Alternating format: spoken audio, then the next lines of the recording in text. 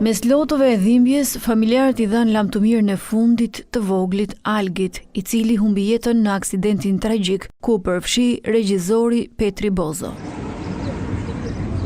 Sipas dëshmitarëve okular, 7 vjeçari po kalonte rrugën së bashku me nënën e tij, pasi kishin shoqëruar motrën në shkollë. Ndërsa Petri Bozo ka deklaruar në polici se nuk e kishte vënë re fëmijën, edhe pse lëvizte me shpejtësi të ulët, madje kishte përshëndetur edhe policin para se të godiste për vdekje fëmijën.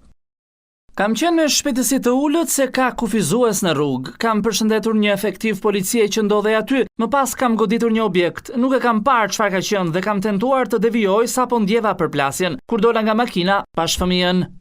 Aksidenti tragjik ka rikthyer në vëmendje problematikën në aksin nacional Elbasan Librazhdi, I cili nuk ka mbikalim. Banorët detyrohen të kalojnë çdo ditë në mes të rrugës, e cila ka sinjalistik, por nuk respektohet nga shoferët. Shumë aksidente janë krijuar. Shumë? Se pava, gjithë ata njerëz janë që janë me pasojë vdekje. Po shumë jemi që janë rrugë vdekjes. Këtu duhet të ketë edhe një zhilluk, duhet të zbatojnë sinjalistikën.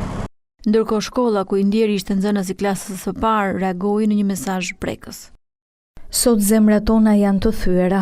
Një engjëll I vogël, Algiti, u largua padrejtësisht dhe shumë herët nga kjo botë, duke lënë pas një dhimbje që nuk përshkruhet me fjalë. Në korridoret dhe klasat e shkollës sot ndihet heshtja, mungesa e buzëqeshjes së tij të pafajshme dhe e hapave të vegjël që nuk do t'i dëgjojmë më. Asgjë nuk është më njësoj.